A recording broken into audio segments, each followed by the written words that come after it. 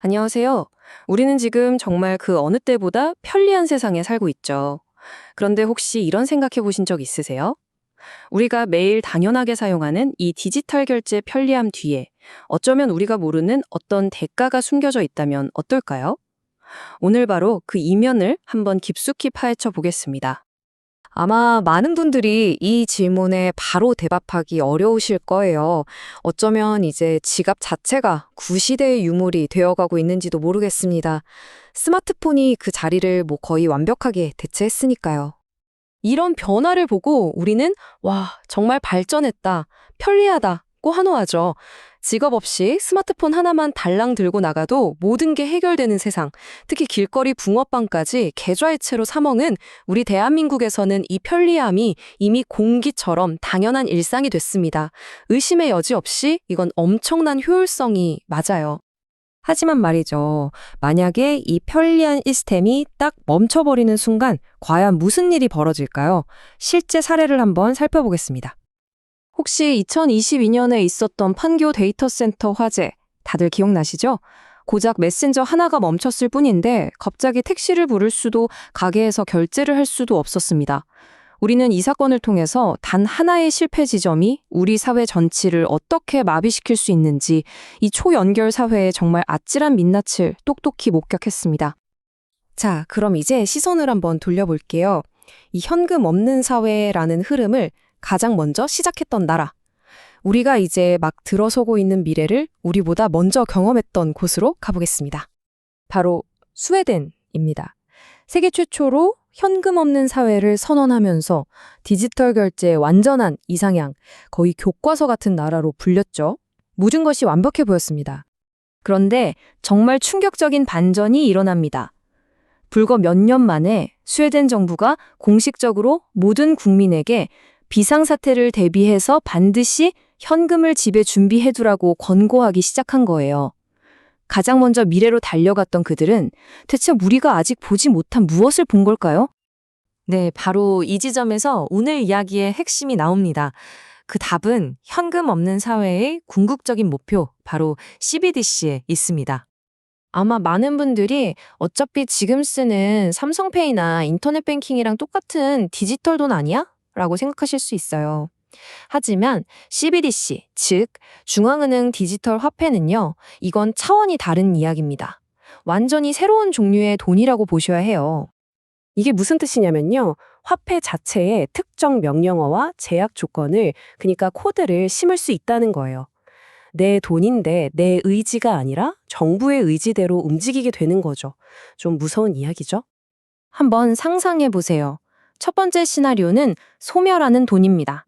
정부가 재난지원금을 CBDC로 주면서 이 돈 30일 안에 안 쓰면 자동으로 사라집니다. 라는 조건을 프로그래밍 하는 겁니다. 이게 그냥 상상이 아닌 게 중국에서는 디지털 위안화 실험에서 이 기능을 이미 테스트했어요. 내 지갑에 분명히 내 돈이 있는데 내 맘대로 저축조차 할 수 없는 거죠. 두 번째 시나리오는 한술 더 뜹니다. 바로 통제되는 소비예요. 정부가 탄소 배출을 줄이겠다면서 여러분의 CBDC 지갑에 월 주요 한도를 설정해 버리거나 국민 건강을 증진시킨다는 명목으로 특정 고칼로리 음식 구매를 막을 수도 있습니다. 화폐가 이제 단순한 교환 수단을 넘어서서 개인의 선택과 삶을 통제하는 도구가 되는 겁니다. 만약에 지금 이 이야기들이 무슨 SF 영화처럼 들리신다면, 이제부터는 좀 정신에 바짝 차리셔야 할지도 모릅니다. 이 통제 시스템의 예고편이 이미 전 세계 곳곳에서 상용되고 있거든요. 아프리카 최초로 CBDC를 도입한 나이지리아를 한번 보시죠. 정부가 국민들에게 CBDC 사용을 강제하려고 현금 인출 한도를 아주 극단적으로 제한했어요. 결과요, 정말 끔찍했습니다. 디지털 시스템은 계속 마비되고 사람들은 당장 먹을 것을 살 돈도 구하지 못해서 전국적인 혼란과 폭동이 일어났습니다. 이건 강제적인 디지털 전환이 어떤 비극을 낳는지 보여주는 냉혹한 경고장이나 다름없습니다. 중국은 여기서 한 단계 더 나아갑니다.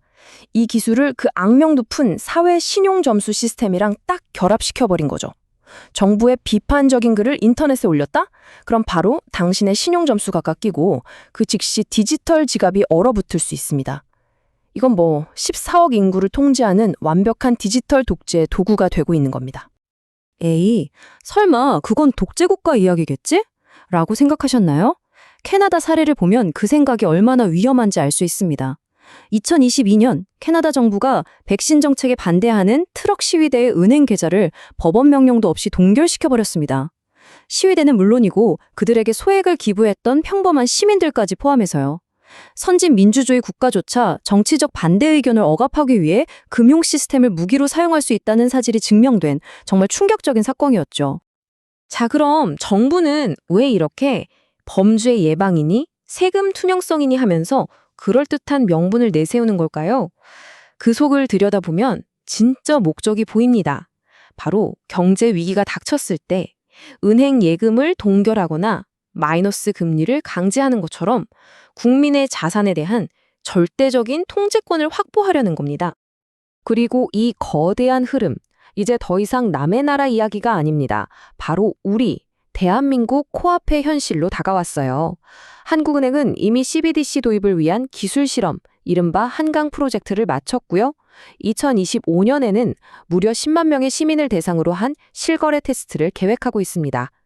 우리는 지금 그 문턱 바로 앞에 서 있는 겁니다. 그렇다면 이 거대한 파도 앞에서 우리 개인은 그냥 휩쓸려 가야만 할까요? 아니요, 그건 아닙니다. 기술을 무작정 거부하자는 게 아니에요. 일종의 금융보트를 미리 만들어 두자는 거죠. 그래서 우리의 경제적 자유와 주권을 지키기 위해서 지금 당장 실천할 수 있는 아주 명확한 행동 지침 3가지를 말씀드릴게요. 첫째, 비상시를 대비해서 만질 수 있는 실물 현금을 안전한 곳에 꼭 비축해 두십시오. 둘째, 의식적으로 현금을 사용해서 이 현금 결제 시스템이 우리 사회에서 사라지지 않도록 지켜주세요.